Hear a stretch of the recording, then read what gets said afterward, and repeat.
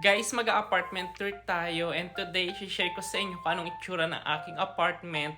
And alam ko guys, meron akong vlog nito guys, pero hindi ko pa siya na-edit or na-upload sa YouTube video ko. Pero today, i-share ko sa inyo kung anong itsura ng aking apartment. And lumipat lang ako dito guys last May this year. And meron din akong vlog guys nung dumating ako dito sa Saskatchewan sa dati kong apartment guys. May din ako dumating noon last year. So naka 1 year na ako doon. So lumipat na ako dito sa bago kong apartment. So sa bago kong apartment guys, malaking building to. Hanggang 9th floor to guys. And nandito ako sa pinaka 4th floor. So ganito guys yung itsura ng hallway namin sa 4th floor. Ayan siya guys. Tapos ito yung pinaka entrance guys. Ayan. Tapos nandito yung aking mga pang winter sweatshirt at saka yung mga sapatos ko guys.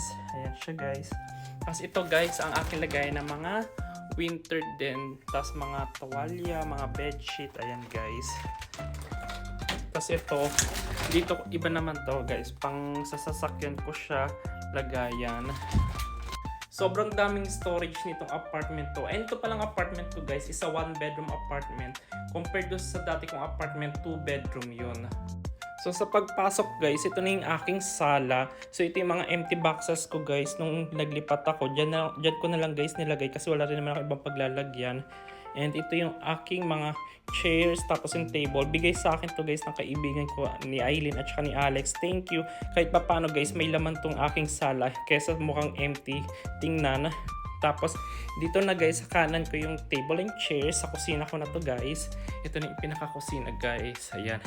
So ito yung itong ref. Dito na to guys. Tapos yung mga gamit ko na pangluto, andito na rin guys. Ayan siya lahat. Dito na.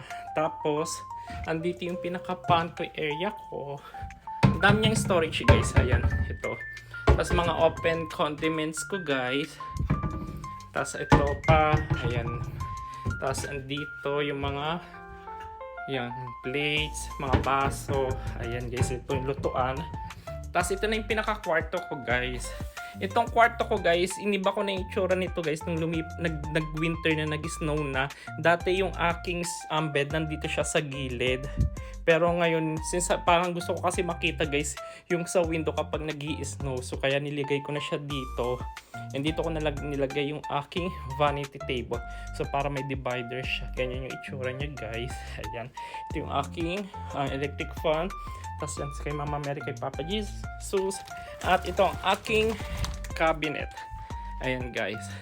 So ganun pa rin guys, hindi na